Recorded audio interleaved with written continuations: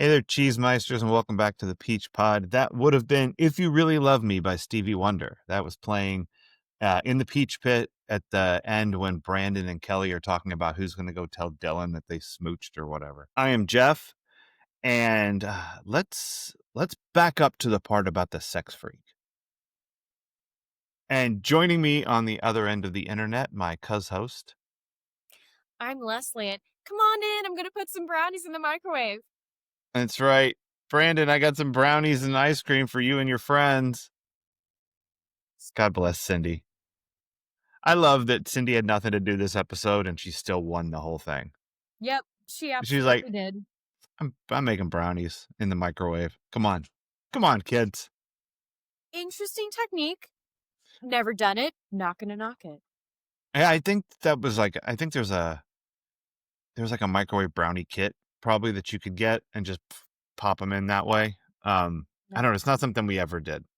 Well, I mean, I think you probably have access to grocery stores. I'm just saying. Listen, If it felt really handy enough, you could make it happen. The grocery stores I'm surrounded by. I went to one the other day that didn't even have pureed pumpkin because I want to make homemade Pop-Tarts. And I went, it's September. You Why? live in a lunacy fantasy world where you think every place should have pumpkin puree. Yes. It's crazy. Absolutely. That is a crazy level to set for this is a ridiculous grocery store. They don't even have pumpkin puree. Tut tut. It is pretty much fall. It is fall by basic white girl standards. It's also really good for your dog to eat. And I'm sorry, pumpkin has been accessible all year around at coffee shops. They're just lying to you. I don't know what to do with these high society types who cluck their tongues and say, "What's to be done with this Homer Simpson?" Like that is, you're a silly person, but that's okay. That is not news to you. No, I know. I just Also, hello, pot. I'm the kettle. Here's the thing. I own all of my ridiculous things. I put them on a t-shirt and wear them. I started a podcast based on my most ridiculous thing. Welcome.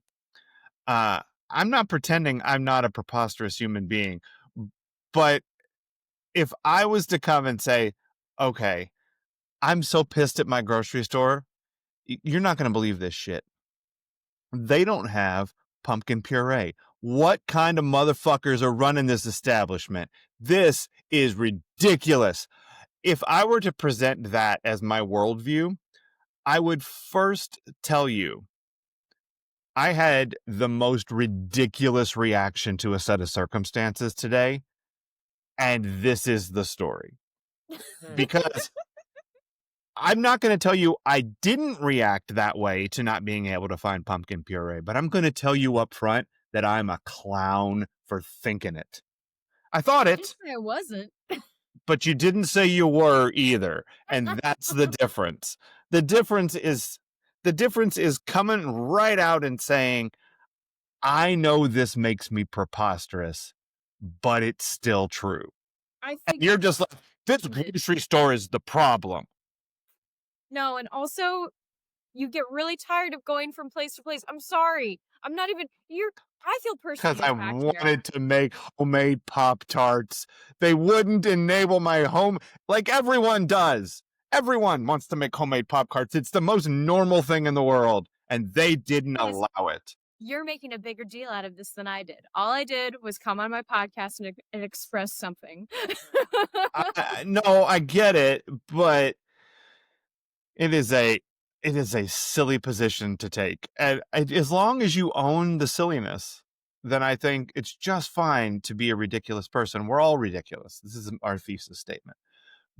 But if you don't acknowledge up front that I set out that morning on a very rational and normal quest to make my own Pop-Tarts, like everyone does.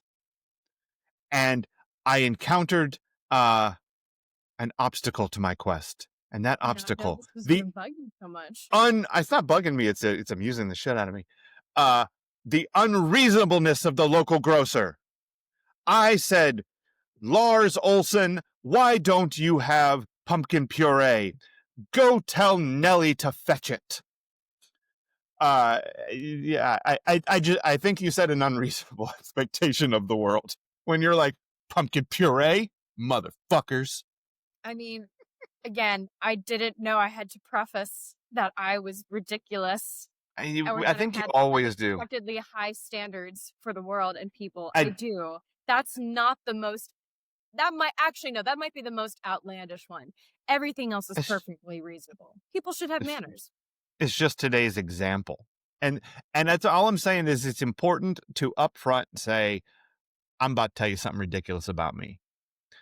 Uh, They're listening to this show.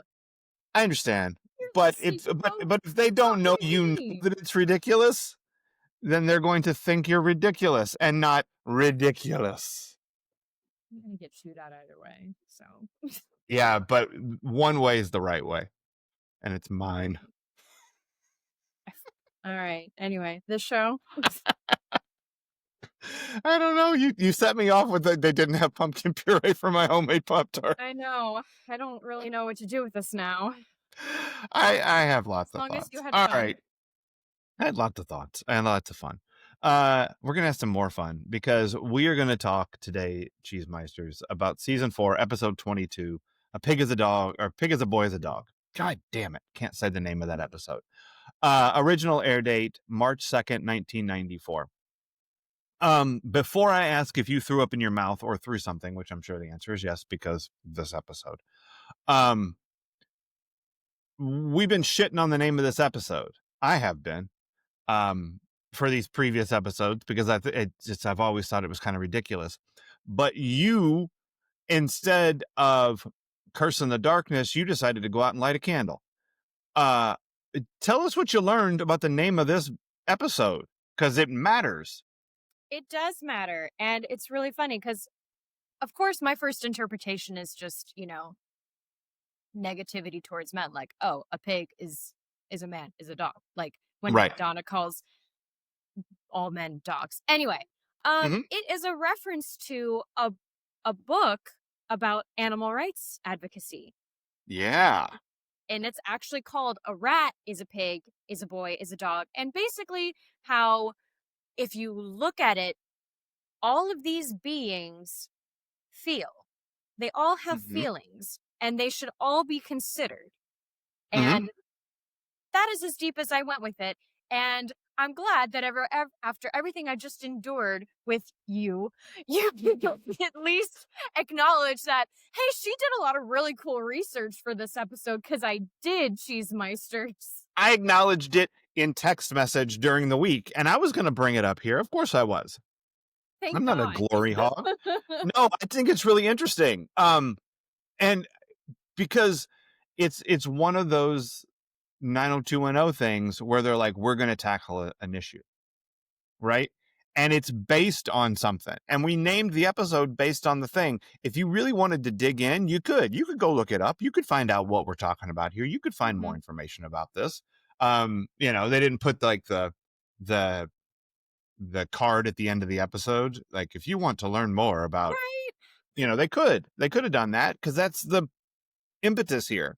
But I think the title works on both of those levels that the episode is talking about, in that it's about the animal rights testing, and a rat is a pig, is a dog, is a boy. It's like we're all the same. Yeah. And the other side of it is you and me, baby, ain't nothing but mammals, so let's do it like they do on the Discovery Channel. Like it's both of those things, right? Yeah. It's both the we're all the same, so why don't you maybe not, test on these animals? And we're all the same, held hostage by our baser animal instincts. Our instincts are no different than their instincts. And that's a lot of what's going on with this thing. So But we'll dig in deeper. So tell me how many times you threw up in your mouth or threw something this episode.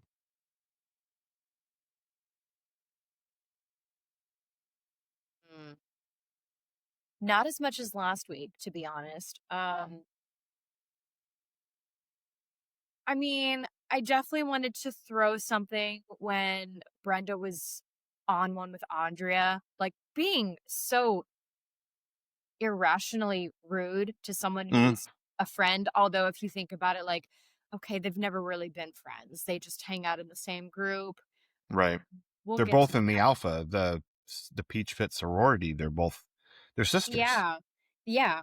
Um, I'll come back to that more later. I didn't like that. I don't know, Brenda very much seemed kind of on a high horse, and that was making animal rights about her. That's not great.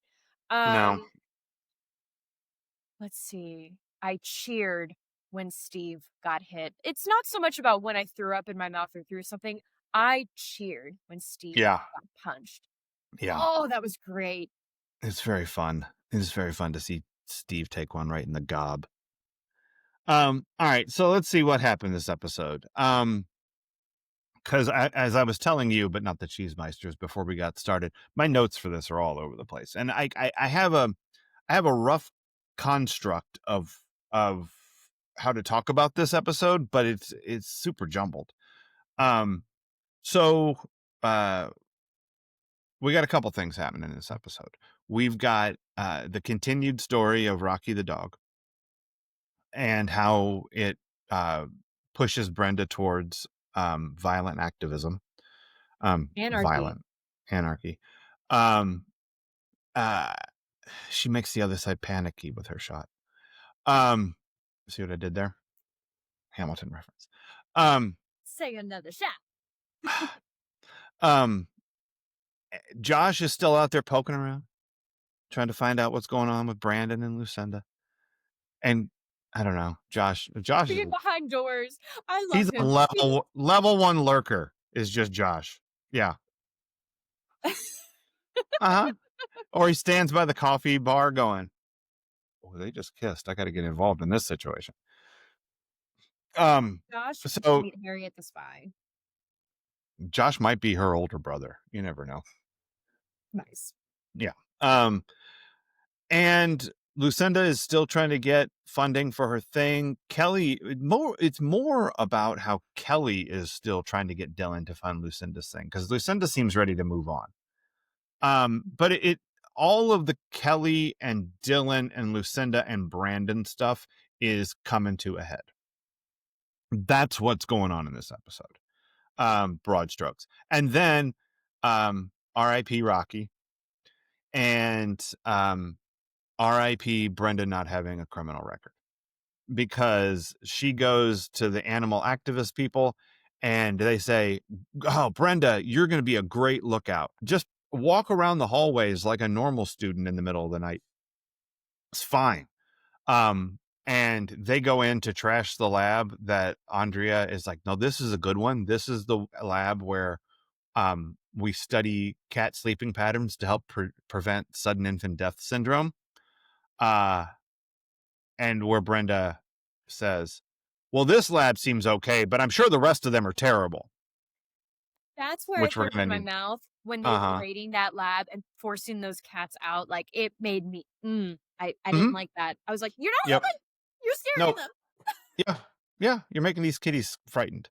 Give them some warm sauce or milk. Um, Yeah. and the FBI raids the lab and arrests the terrorists, including Brenda, who's the greatest lookout since Millhouse was hired as warehouse security for Bart. I was watching. First, I watched it start to fall over, and then I watched it fall over. That's all Brenda did here. She went, "Oh shit, the cops are here. I'm arrested." To be She didn't fair, even knock on the door. it happened so fast though, because I was thinking the same thing. It happened so fast. She's never done this before. And Uh huh. although I have to say, not a great example of your acting ability, honey. And I mean Mm, Brenda, not Shannon. Shannon's great. But Oh, gotcha. Brenda, you want to be an actor, and people love thinking that lying is acting. So That's right. Yeah. She should have played a character called I Know How to Be a Lookout. she should have Um, started crying. yeah. No, I didn't mean to. I I was just didn't mean to. I'm just in the hallway. she didn't even give her alibi, which is, hello, fellow teens. I'm a student at this school. Just naturally walking the hallways like students do. I mean, she could have Literally. tried. Yeah, she could have tried, but she didn't try. So that's what happens in this episode. Um, what do you think this episode was really about? I have a lot of things, and they're a mess. Oh boy. I'm gonna start with the easiest ones. Um, Okay, and I'm still working on what I mean exactly, or the best way to sum this up. we'll Um, get there. we'll get there. Kelly likes Dylan more when he's spending money. Okay, I did write a note that we have to talk about Dylan's money, but go ahead and tell me about Kelly liking it, because I think there might be something there. I mean, Kelly was getting really annoyed, and they were having more problems when Dylan was all like, logically, I want to add, like, careful with his money. Although he wasn't careful with his money when it came to his dad, but you know, daddy issues. Um, Otherwise protective of his money. Kelly is wanting to throw his money out there, and he gets cagey about it. Ever since he bought the Peach Pit, they've seemed better since before then, but more so because of the Peach Pit. And now she's like, you could fund this movie and you're interested in it. Like, yes, let's spend more of that money. Hmm. Probably because, actually, no, her mom is still rich. She just had to move houses. But Kelly's had a glimpse of like, oof, life with less money is scary. Dylan, let's spend money. So that's where I'm at with that. I'm Okay, sure there's going to be more stuff we discuss around that, but yeah. The thing that strikes me about Dylan and his money is that it's become his through line this season, right? Like, we've talked about it a number of times that this season starts with him like getting control of his finances back after Jack's death and all of that, and his inheritance, and at the end of last season when Iris is like, I'm out. um and then they're like, hey, why don't you help Andrea? Kelly's like, hey, why don't you help Andrea go to college? And he's like, fuck off, get your hands off my money. And I don't even like people talking about my money. Did you meet Shadowcaster lady? That woman, ugh.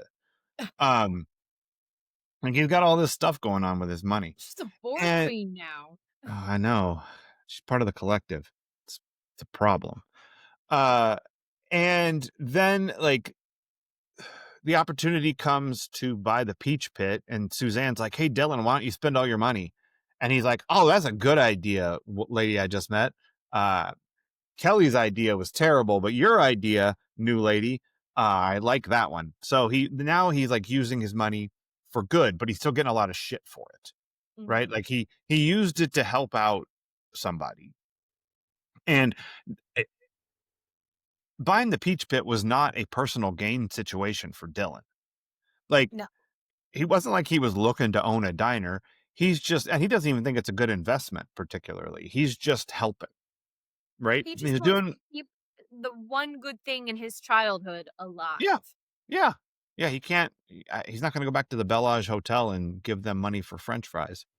Although that They guy, might be better than they looked better than the Peach Pit fries. I'm they sorry, might they've be. got steak fries right now, and Nah, I'm not a steak fry guy either. I agree.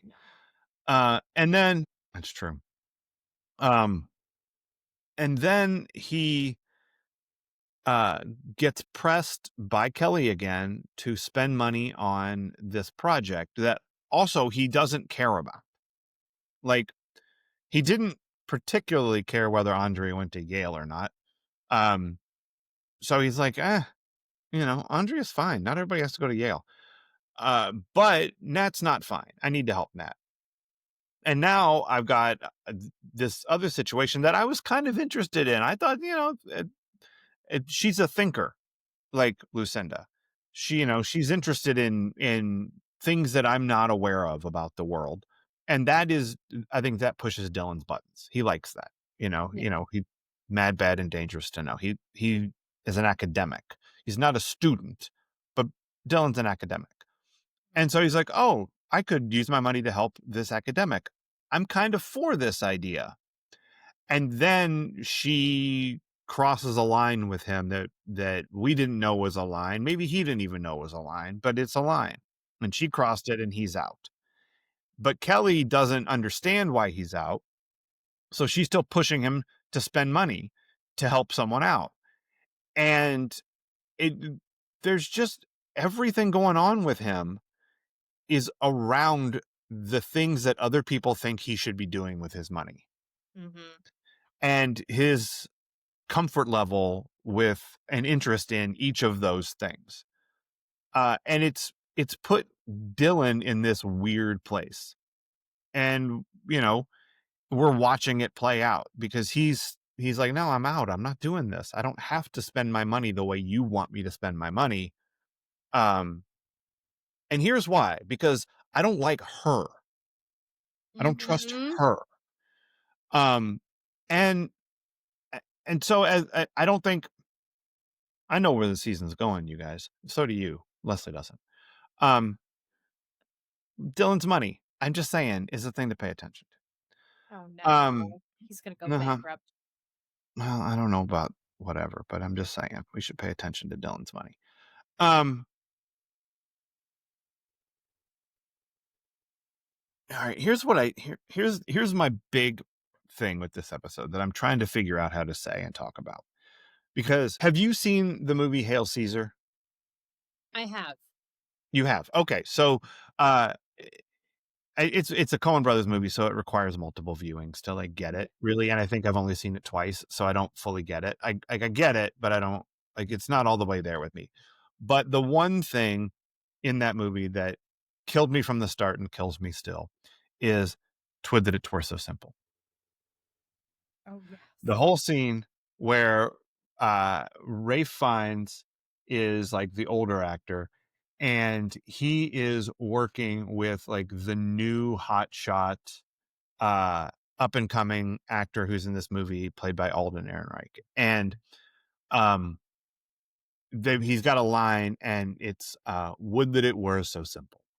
But Alden Ehrenreich cannot get his mouth around that because he's a Texas guy, whatever. It's just a weird way to say it. And Ray Fiennes is like, no, no, no, repeat after me. Twid that it twere so simple. And he's like, twid that it twid that it twere, twid that it twere, twid that it twere so simple. And it goes on for like a minute and a half of him not being able to say twid that it twere so simple. And then they cut at the very end where they show the scene when it was finally done. And he goes, it's complicated, which is so funny. Yeah. Like just bails on it entirely. Rewrite, it's complicated. Um Bobby, Bobby, Bobby. now she's gonna say it wrong, but it's not my fault. Um Will so never fun. get old to me. No, I love it. It's so great. Um this episode broadly is Twid that it twere so simple. Mm. Because the two main storylines here are about animal testing and non-monogamous relationships. And our heroes, our POVs, the gang, they all view these things as very simple, right? Mhm. Like Donna and Brenda are like, this shit is bad. Look at what it did to poor Rocky. And Andrea is like, you guys, it's not all bad. Like, I understand why this makes you squeamish, but look at the good work that we're doing here to try to save babies' lives. And not for nothing, I'm fucking pregnant. So you'll forgive me if this is more important to me than your dog, Mhm. right? And it's a reasonable position to take. I also am here to say, I get it, dog owners. I get your love for your animals and how that loss is real and how Okay. that loss is painful and how the love and connection you have with your pet is real. This is what I'm saying.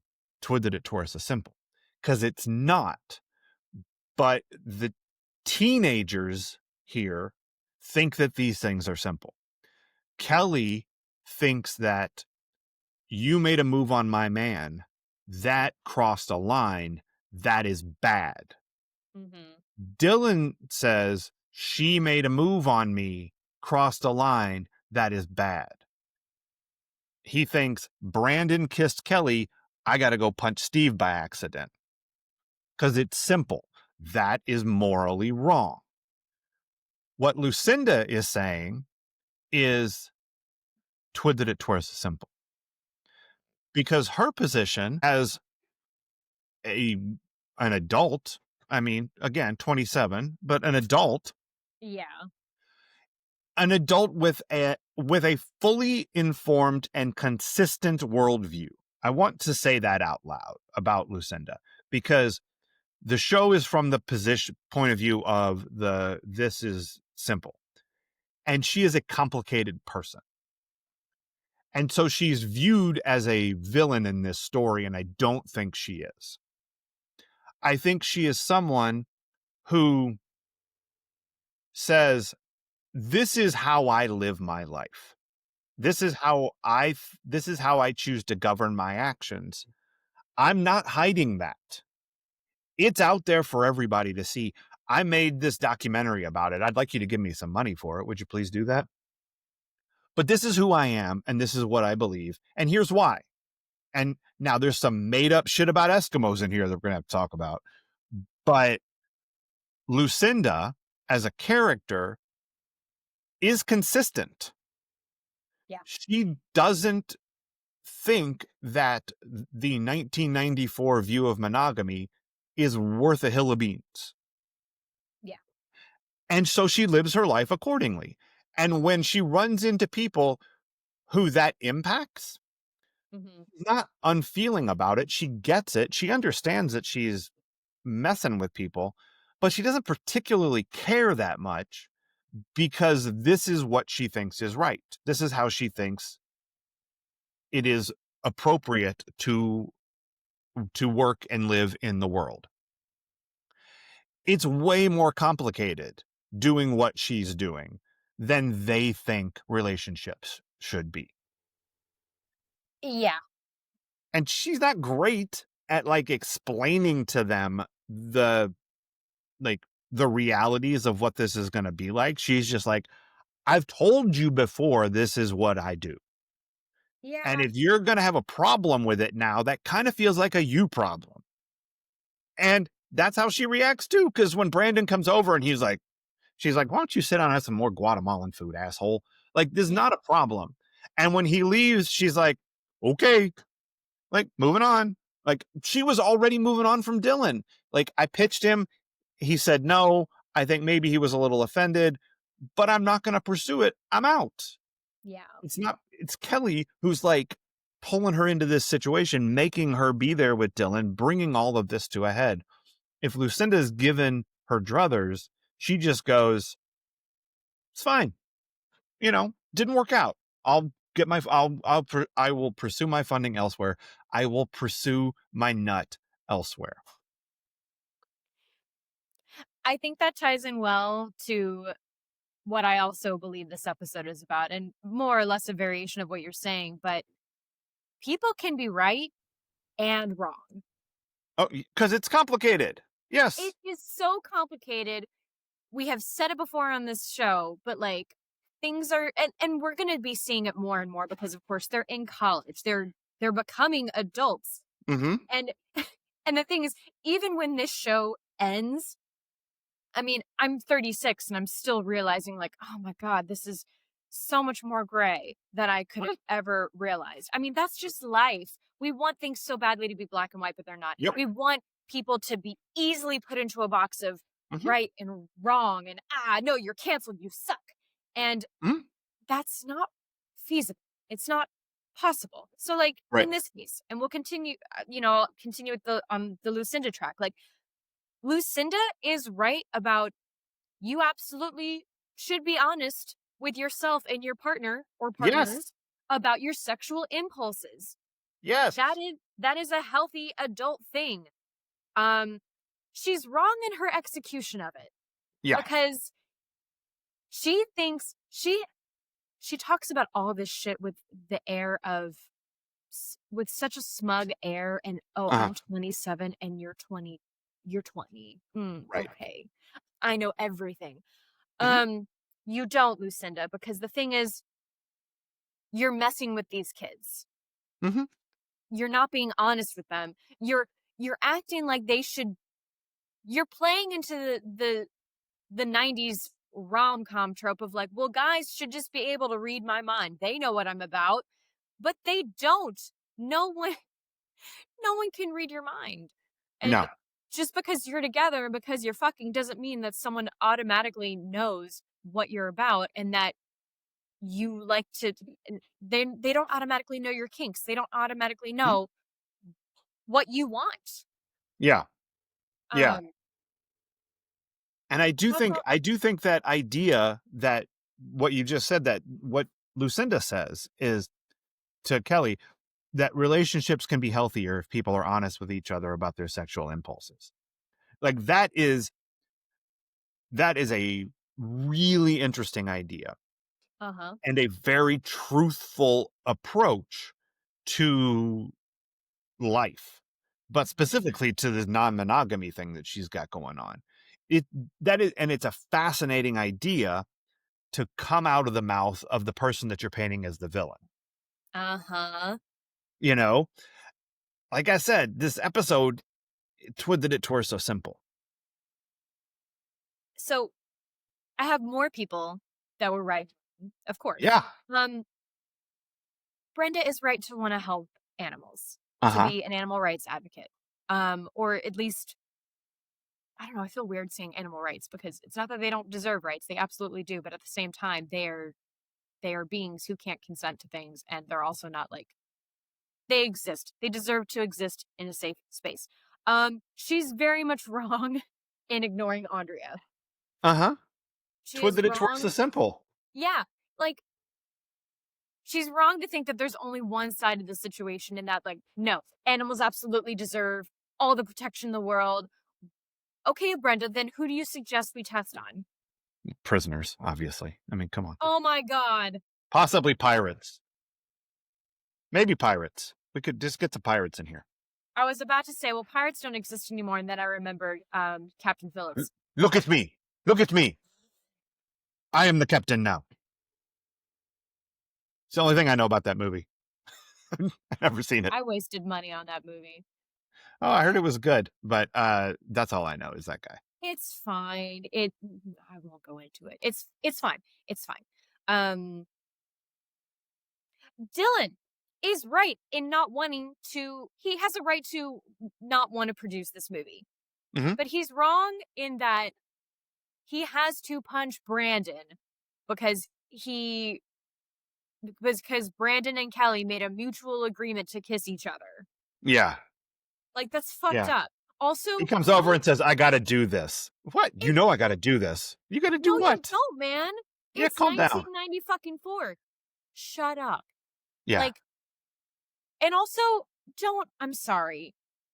Don't cuz I was really trying to think about like how Dylan was being framed in this Uh huh. versus like how a woman would also be treated and they were similar but then when I was trying to just when I was describing it in my head as sexual harassment I thought it's not really though because he also kisses her. Hmm. He he stops it. He doesn't want to continue and she also stops it. And she does some gaslighty behavior later on. But I don't know that that is technically harassment in this situation. So, but all that to say, he is not an innocent party in this Lucinda game. Hmm. Like again, he kissed her back. It wasn't a one person came in and then the other person stopped it. No, they both went in and kissed. Right. And then he just paused there and gave her a look and we're left to wonder until later on. Like, Yeah. so maybe it's not so much he's no, I'm gonna keep it as he's right in not wanting to produce and work with Lucinda anymore. He's right in not wanting to give her his money. He doesn't like her. He has no reason to like her. Mhm. He's wrong in in again in punching Brandon and feeling like he's got to like be some man and protect I know. his woman. Except again, they were both mutual parties. That one is so convoluted. I had an easier time slightly talking about Brenda and Lucinda than the Uh-huh. Dylan of it all. Yeah, because it's complicated. This whole episode is everything is a big mushy mess. And everyone has these points of view that are in conflict with the reality that they're presented with. You Hmm. know? Like that's one of the other things I think this episode is about is like the reality is hard. Um because Brandon and Kelly did the same thing that Lucinda and Dylan did. But Brandon's like, the difference is I feel bad about it. Well, it's not a difference. It's not a difference in what you did. It's Yeah. a difference in how you feel right now. And I'm sorry you feel bad. Um, but it's like his view of the world is that it should be like this, but faced with the reality that you did and I did and we all did, this is hard. I don't like it. It's complicated. And so he's like, so he chooses to run back into the safety of his staunch belief that this was wrong and the right thing to do is this, Well, right? and speaking of going back to your staunch beliefs, I Uh-huh. feel like I feel like Dylan and Kelly also go backwards a little bit because, she's just charmed that you guys were fighting over me. I guess I'm Right. just an old fashioned girl. And I thought, fuck, we just lost Kelly to the 53%. Mhm. Uh, Yeah. like, Yeah. Because reality is complicated, and you because you know. have one bad experience, you're going to base an entire belief system, group, whatever, on this one person and this one experience with them. Welcome to what's going on with Brenda. Because Uh, Brenda has one experience. This dog followed them home, and it turns out this dog has cancer. Um, and so animal testing is unethical. And I am going to stop it. And in whatever it takes, I'm going to do it. And Andrea says, well, like, before you burn my house down, can you at least come and look at my tchotchkes? So she brings her in and she's like, look at this is what we're doing. And this is the reality of animal testing. Not all animal testing, some of it is bad. They listed a bunch of stuff that had already been shut down because it just sounds fucking awful. yeah. This doesn't sound so bad because, again, it's complicated. But Brenda is like, well, this one's fine, but I'm sure everything else is terrible. Like, she has no evidence to support this worldview she has. And when she is presented with reality, that Yeah. reality is more complicated than what you thought it was, she denies that evidence and sticks in her, this is bad because Rocky got sick. And it makes her look like a child. And God. and Kelly looks like a child too. When she is arguing with Lucinda in Lucinda's class at You Kissed My Boyfriend, like Uh-huh. Lucinda is like, I mean, there's a power imbalance here that's kind of fucked up. And Lucinda is not perfect. I'm not saying that Lucinda is like a paragon of virtue or anything. I'm saying she's ethically consistent with her own worldview. And that's saying something. Yeah.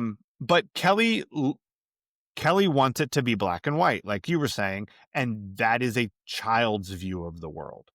Mhm. But running up against reality, she's finding things that she has to like confront and deal with. Donna is Donna is willfully naive. We watched it with David and his God. and his best and his backward hat. where she's like, I think he's off drugs finally. Look at He's that. fine. He's not. He's fucking wearing that hat still. And now she's got a dog that is clearly sick. And she's like, he's getting better. It's fine. It's a good dog. Rocky's the best. I love Rocky. Rocky's healthy.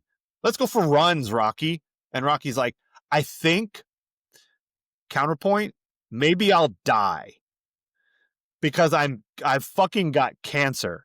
And Donna cannot face this reality. Reality is so much harder than what she wants it to be, which is, isn't this dog fucking cute? And it is. And the thing is, real quick, like, because they clearly don't want to grow up. And they're in that beautiful safety net that some Uh-huh. people get in college where you can experience adult things while still going back to your safety net of childhood. And Yeah. that's awesome. Except Yeah. it's going to be really, really hard for you outside of school then if you don't start acknowledging that some adults are shitty. There are Right. shitty aspects to being an adult, and it's complicated and it's messy. But you know what? I mean, you like eating ribs, don't you? That's complicated and messy. You like eating sushi, don't you? That's Mhm. complicated. Yeah. Twiddle it towards the simple. Yes. Mhm.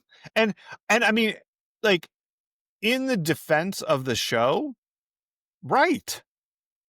You know, like, this is what should be happening to you when you're in college. You should be being confronted with a world that is larger than what you think it is and having to deal with that. And that's like, and that's also complicated for me because because I want to look at this show and go, there's some ridiculous shit going on in this show. Like, Yep. the 0 to 60 that happens is once again apparent. Like, we got a dog last week. This week, the dog is dead and Brenda's arrested. Holy fuck. What the hell? That was Happy fast. 100. Right. Yeah. Yeah. Like, we got there real quick. We did it. Like, and so, like, I want to go, that's really silly. But then you look at it and you see what is really happening, which is that they're putting our characters in a very, the circumstances are silly, but the emotional toll, the what they're doing is correct. They're growing. So even the viewing of this episode is complicated because it's very silly, but it's also correct. This is what is happening. I mean, this doesn't exactly tie into right now, but it does go into like things are complicated, but then they get simplified again because, you know, how these boys are fighting now as men, you know, Because they want it to be simple. and then they get offered brownies and ice cream and they're like, "Oh yeah, we can be okay again." It's It's yeah, so everything's great with Brandon and Dylan after he punches Steve. it's so stupid and it makes me think of on Dawson's Creek when Pacey and Dawson get into a fight and then later on they walk out of the PSATs and they're leaning against the building all cool and they're like, all right, we're still together. Well, if we're gonna fight, it might as well be over a chick. Foreshadowing. And like, I don't know if this is true or not, but the way it's presented is that being a guy, things drama gets is quickly fixed with fisticuffs or something, and it's dumb. And I feel like that can't be true. It's got to be because not all of y'all fight. I've watched The Right. Bachelor. I've Mhm. seen I've seen The Bachelorette. I've seen how you all are like, yeah, yeah, yeah, yeah. Hold me back. Hold me back. Exactly. None of you Uh-huh. fight. I shouldn't say Yeah. none of you, but most of you don't fight, and that's. I don't I want mean, to. that's okay, but just it must really suck to have this simplified point of view out there of you, and like there are guys being like, it's not at all how we fixed it. I'm still Right. pissed at Ted. Yeah. I mean, that you're right. The presentation in media is that girls hold grudges and boys punch each other and get over it. Well, I was Go just ahead. gonna say, that also leads into the last thing I think this episode is about, which is blondes can be friends with other blondes, but they can't be good friends with brunettes, and the brunettes definitely can't be friends. Oh, that's interesting. We so rarely see the brunettes together. I have noticed this from the Hmm. beginning because Andrea and Brenda don't really get scenes together. Yeah. Not really. Interesting. They Yeah. even less they don't get a friendship building between them. Mhm. We get a friendship building between Brenda and Donna and, oh my god, Jenny's Kelly? character. Kelly. Wow, Yeah. No, I get I it. need more coffee. Well, I didn't wanna just limit it to the brunette and the blondes, but that's what it is. And we always see drama, like contention between Kelly and Brett, blonde brunette. But yeah, I totally get the vibe from this episode because of how Brenda and Andrea relate to each other. Mhm. The brunettes can't be friends with other brunettes. They can be friends with the blondes, but they can't be as friendly as the blondes are to other blondes. Yeah, and I mean, Lucinda's in there Grant too. Yeah, yeah. Lucinda, like, because now, I mean, Kelly last week was mad about Brenda and Dylan, possibly 2 weeks ago, and now Mhm. she's mad about like, "Oh, these fucking brunettes, these smart ass brunettes getting in my way." And it's like, Kelly, you're smart too. Stop it.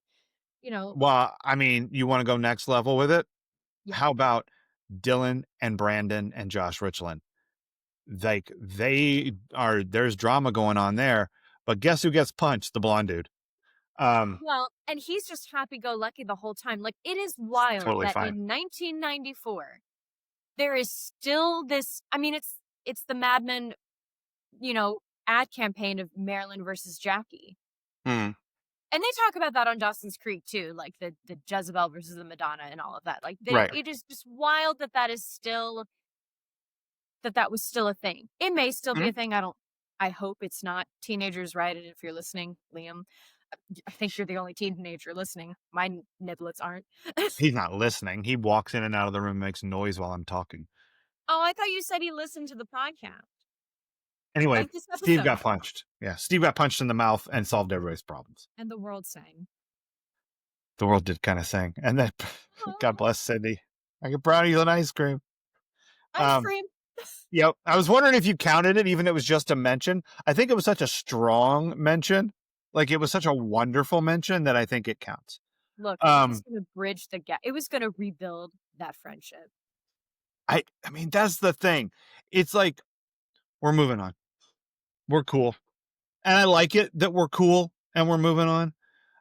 But it's overly simplified and made even more so by the brownies and the ice cream, which is fucking wonderful. Um, can I ask you a question? Always. Um, you think there's something going on with Brandon and Kelly? That's another thing this episode might Is really have been about, Cheesemeisters, because everyone goes, "What's going on with Brandon and Kelly? You think something's going on with Brandon and Kelly?" Like, it's every Steve, Cindy, Josh Richland, Brenda? Brenda, Andrea, all of them are like, "I think something might be going on with those two." You think? Lucinda technically calls it out too. She's like, what about what happened between you and Kelly last week? How am I Uh supposed to huh. feel about that? I mean, she doesn't Right. care. But again, Should. she's like, hey, pot, I'm the kettle. Mm-hmm. I wonder if something's going to happen after this. Good God. They're laying it on thick. They really are. Um, between that and I think Dylan's money, which would make sense then if Dylan loses his money, Kelly's like, oh, what am I gonna do? Brandon. I mean, Kelly's not with Dylan for his money, but she is trying to Yeah. exert a to her positive influence on the way he spends his money. And to be clear, I don't think Kelly is a villain. Like I've No, seen some comments online about Kelly being a villain, and I'm like, that's not fair. Um, I'm sure like you've said, all of these characters are gonna have their day. yeah, uh huh, and they do here, I love Brenda. I 100%. did not love her this episode. I have such a problem with you presented me with evidence that directly refutes my worldview, and my response to that is, yeah, but.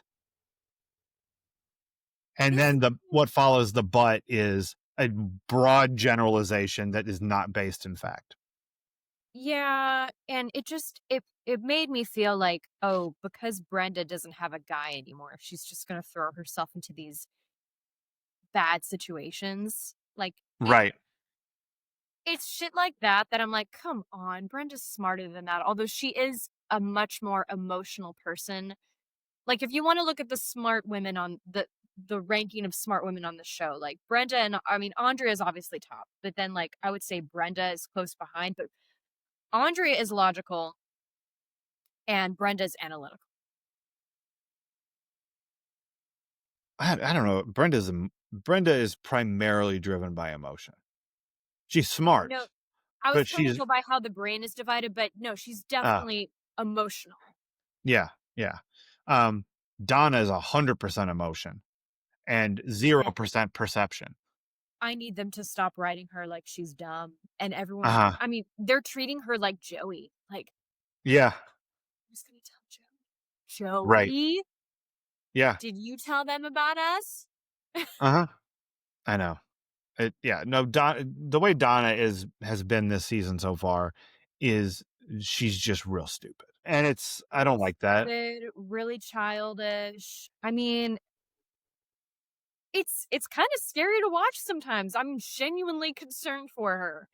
Yeah, yeah. Like she's just gonna walk the wrong way into traffic.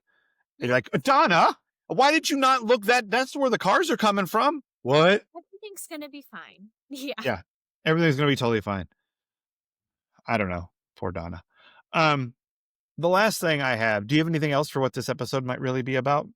No, I don't. Okay. Um, uh, the last thing I have is a Pet Cemetery reference because they make a Pet Cemetery reference in this episode. And my thought is sometimes dead is better.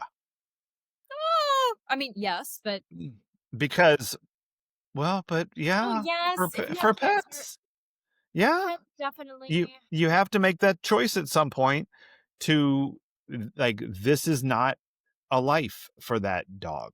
You know, this poor animal is suffering. Sometimes dead is better.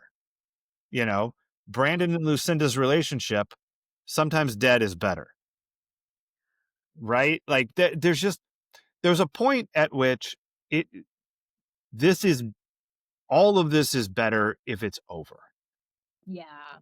And that's where we are with poor Rocky. For Rocky, you know, he's sick, you know, and he's not getting better and he won't even go on that half-assed run you wanted to take him on earlier. No, not on a leash. I know. The As fuck is wrong with? as dog actors go, um Rocky is obedient, but he looks like he's acting. Like Rocky is running because the trainer was over there going, come on, run to me, run to me. And Rocky stops running because the trainer said, stay. Rocky doesn't look sick. Rocky looks like he's sitting there because he was told to sit there. And he's being a very good boy. Like, Yeah, no, yeah, he doesn't. And he, even when he's laying on the couch, he doesn't look sick. He just looks like he was told to lay there. And he's doing what he was told because Rocky's a very good boy. yeah. But I'm not sure Rocky is like, Rocky's not a great actor. He's just a good boy. So, Listen, I'll tell you about a worse dog actor in my nostalgia corner when we're ready. oh, that sounds like that's a great segue. I think we are ready for Nostalgia Corner. What did this make you nostalgic for? This episode this episode was challenging to come up with anything, to be honest. But since you mentioned dog actors, so I used to be afraid of dogs. Okay. Like I Oh, you very, told us very about this when we terrified. talked about Annie. Did I? Damn A it. little Never bit. mind. No, go ahead. But Cheesemeisters, they may not have heard the Annie episode. Tell them about it. Okay. I used to be terrified of dogs.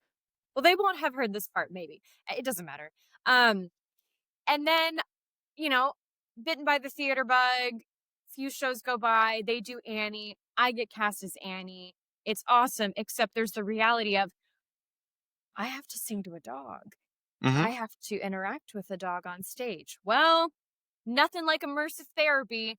Um, we got, I mean, I think this was like maybe a German Shepherd. I can't remember. It was an older dog, not super old, but just very calm. And I mean, but this dog didn't do anything. He laid Mhm. there on stage while I sang, which is great. Don't distract from me, buddy. This is my big That's right. moment. But then in so Annie has to run away from cops. If people don't know Annie, please go back and listen. Go watch Annie and then go listen to our episode on it. Come on, give yourself a good thing. Yesterday was plain awful. You can You say can that say that again. again.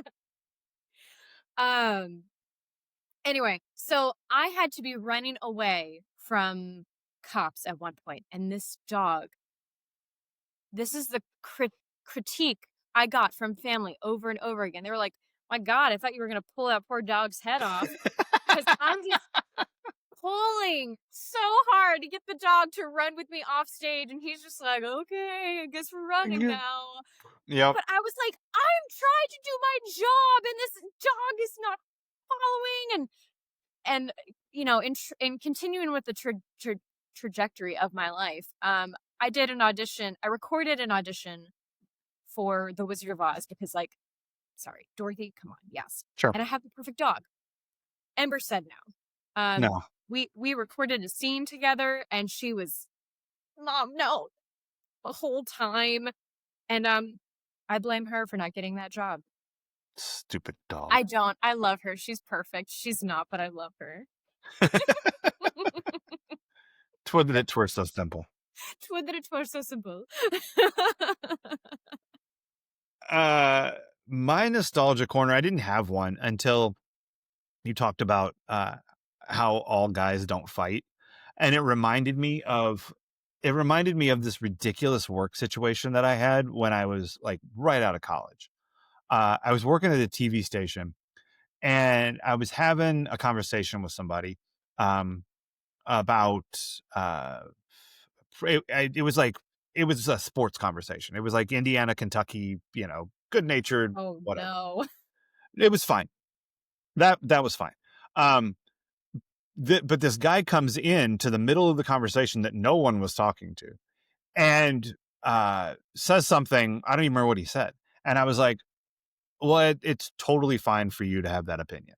Like, I don't agree with you, but whatever." Yeah. That guy got so mad at me. He thought I was being dismissive and disruptive and disrespectful to him. "Oh, you can think that if you want," or whatever his like position was. Like, and I was so floored that he was mad, like ready to fight somebody mad. Because this dude was like, I was 22 and this guy was like in his 30s. I'm like, "Aren't you a grown up? Like, what are you doing?" And he was like, and I was like, "Look, like, I'm sorry. Like, we were having a conversation. You interjected yourself. Uh, I I'm sorry that the way I said that bothered you, you Yeah. know, but I'm done. I'm out. This is really not worth having a conversation about." And he keeps going. He's like, "Do you want to go in the parking lot?" And I was like, "We're at work." Yeah. I said, "Okay, I apologized. I'm not sure what more you want to happen here, Yeah. but I'm kind of done with this and we're at work." And like, I was like, I was so shocked that he wanted to go have a fight. Like, all about whatever opinion he had about something that he was not even involved in. Like, I feel like he brought a lot of shit to that conversation that like it didn't have anything to do with me. Yeah. But I was like, I very much don't want to go in the parking lot and fight you over this other person, weirdo. Yeah. So we don't all fight, is what I'm saying. Some of us go, well, that seems an escalation that's unnecessary. And So that is a healthier portrayal of men. And we don't all need to fight. yeah, I agree. But if you're gonna fight, accidentally punch Steve. Yes. Eat it. Accidentally punch a racist. Yeah, facts. Um, all right, who is your Steve Sanders Memorial worst person of the episode? This one was kinda tough, but I'm basing it off of, what upset me the most, and it was, those animal terrorists, um, fucking up the lab, but then also forcing those animals out of what they know to be their home, Mhm. and what we have established is a safe environment for them. Once Right. again, going back to right or wrong, like, freeing an animal isn't always what's best for them. Right. Yeah. If like, if I put Ember out in the woods, I mean, Oh, she she'd would be be she dead in 20 minutes. she'd be dead in 20 minutes. I mean, one, I couldn't lose her. She follows by me, and I'm a good owner and keep a leash on her. But, There like, you go. I just let not not all animals are meant to be free because they have lived either in captivity or in rescue, in Mhm. a home, in a safe, warm environment. They haven't had to fend for themselves.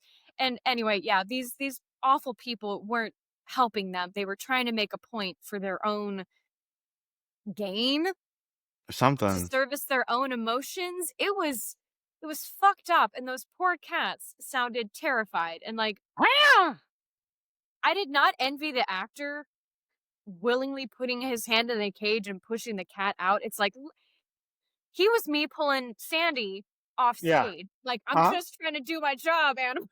That's right. I'm good here. But he was a lot more at risk of getting clawed or bitten than I was. Yeah. Yeah, because cats don't give a fuck, you guys. It's just all there is But to it. yeah, those guys, I don't think they had good intentions, and Yeah. they just wanted to make a mess and you know make good trouble. There you go. Not me. Um, I think that's a good choice. Um, I'm gonna go with puppy cancer. I Wow. just I know. I was really hoping you would choose, uh, like, I don't know, Dylan for punching Steve, and I'd be like, "That's pretty bad, but I'm gonna go with puppy cancer." Um, yeah, I just thought that was funny. I did cry. Um, I was like, "I'm gonna be fine, I'm gonna be fine, I know what's gonna happen," and it was just like, mhm. yeah. Um, Chris Pine crying at the Oscars, that's what I was. there you go. Very nice. Glory tear. Very nice. Hmm. Um, I It can be puppy cancer, that is fucked I up. mean, it is puppy cancer is bad. But for a worse person, I still don't Josh Richland bothers me in these episodes. Because what are you trying to do here, dude? Like, no one Josh cares this much. There you go. I love it. Journalism. Like, I don't know. I don't know what the journalistic uh drive is to tell the story of a freshman having sex with someone. Like, calm down, Josh. Jesus. he's trying to put himself back on the board of best boy at Cal Uni. Right. Yeah. But that's shit. Like, you're using the power of the student press, which we've seen solve so many problems. It And does. you're using it to go after Brandon because he's getting some strange. Don't be a dick, Josh Richland.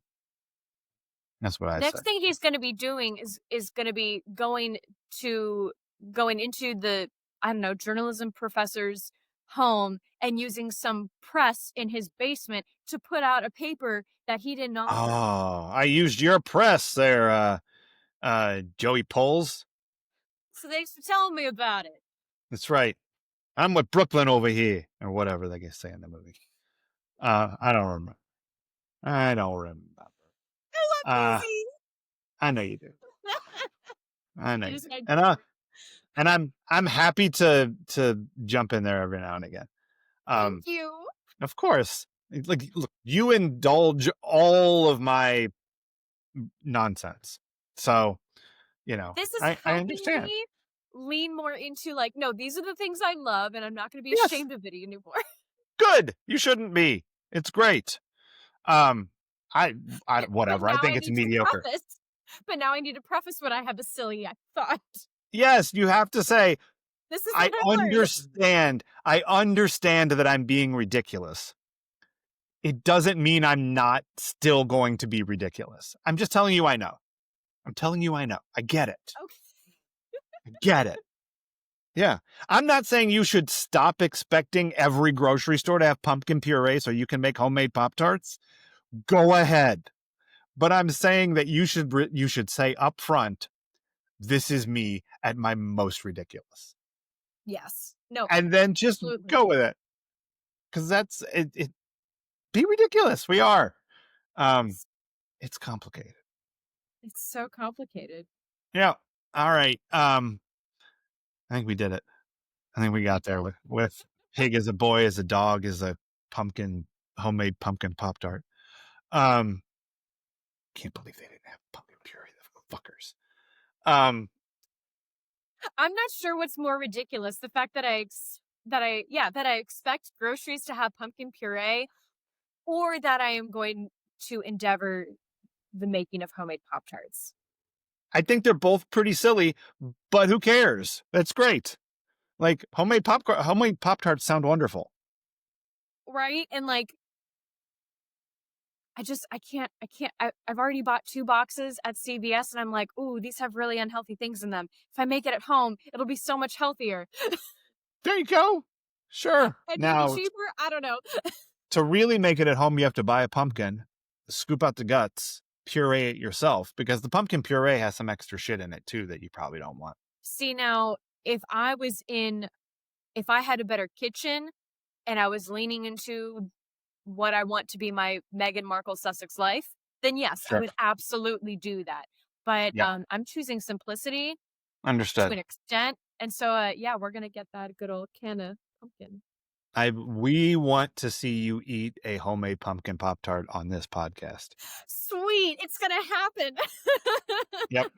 I'm speaking for the Cheesemeisters here. We want this Pop Tart to exist and we want it to be fucking delicious. I And we can't want wait to that consume it. grocer. I want that grocer to do what's right. Stock pumpkin puree like a normal person, like everyone should do.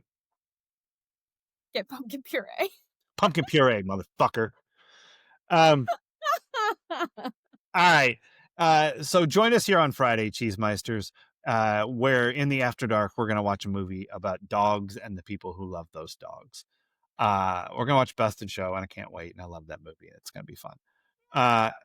And then join us here next Wednesday when we watch season 4, episode 24, Cuffs and Links, Ooh. which I just got because Brenda's in handcuffs and Steve's going to play Oh, golf. I thought it was gonna be kinky. Damn it. No, that we leave that for someone else. Oh, real quick, I need to just say this because I didn't say it last week. I don't know that we're ever going to see Steve have sex with that RA again. Aw. Like, I don't know that that happens. But here's the thing I want you to pay attention to moving forward, Cheesemeisters. And to Cheesemeisters who have seen the whole show, if you think about what I'm about to say, you're going to go, yeah, I think you're probably right. Steve primarily has sex for comedic effect. Oh, I believe that. Like most of Steve's sexual encounters are for the lulz. For us, like everyone else has sex when it's like losing your virginity. Steve is like, because of the apartment. Yeah. You know, like it's always some kind of shenanigans with Steve and his coital activities. So I forgot to talk about that a little bit last week, but it's going to be a thing, and possibly. Yes. Next week though, I looked at the thing. Next week, Cheesemeisters, we get to meet Rush. So, I figured because he does hint at his golfing because of his dad. So, yep, yep, yay. I guess. And there's a heavily ironic moral to next week's story, Cheesemeisters, and I can't wait to talk about Oh, it. Lord. So yeah, Cuffs and Links next Wednesday. But until then, Cheesemeisters. Bye. Bye.